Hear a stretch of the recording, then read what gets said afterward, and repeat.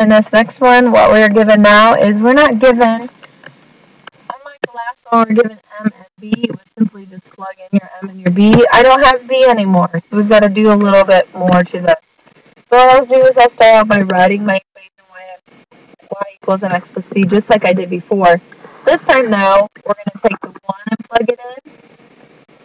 And we're closer to having our equation, but we still cannot have this b. So what we're going to do is we're going to use this x and this y value, which is a point on the line, and we're going to substitute those two numbers in so that we could find b.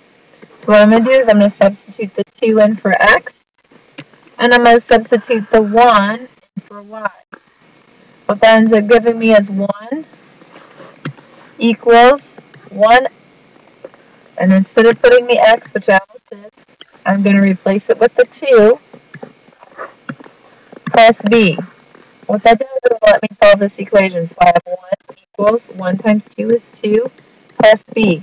I'm trying to get b. I want to find out what b equals. So I want to get b by itself. Get rid of the positive 2 by subtracting 2 off both sides. I get negative 1 equals b. What can I do now? Well, now I have what I had before in these prior problems. I have an M and I have a B. I have M here. I have M right here. There it is. And now I have B. Let's highlight it. Here's, whoops, I have my highlighter. There's M. There's B. So y equals mx plus b. Y equals 1x plus negative 1. Or you could write y equals, you don't have to have the 1 there, you could just put x, and you don't have to put plus negative, you could just put minus 1. Either one is fine, one or the other, just know that this is the same thing. Next example, we'll start out again by writing y equals mx plus b. That's how I want my answer to look. So, I'm going to put in my different values. I'm going to replace my y with a 3. I'm going to replace my m with a negative 5 half. I'm going to replace my x with a 2. Right here, x, y. And what I will do is solve for b.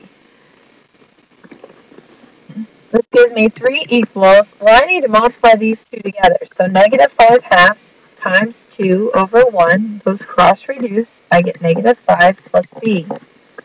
Solve for b, I got to get rid of the negative 5. The opposite of negative 5 is to add 5. So I get 8 equals b. So now I have my m and I have my b. So my final answer, y equals mx plus b, reads y equals negative 5 halves x plus 8.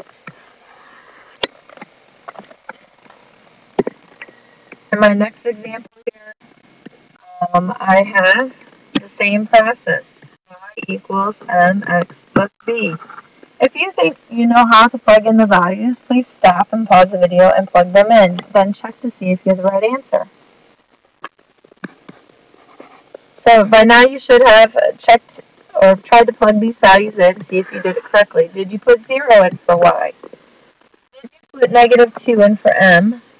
Did you put 3 in for x? Last thing you need to do is solve for b. Negative 2 times 3 is negative 6. Get the b by itself by adding 6 to both sides. So 6 is b.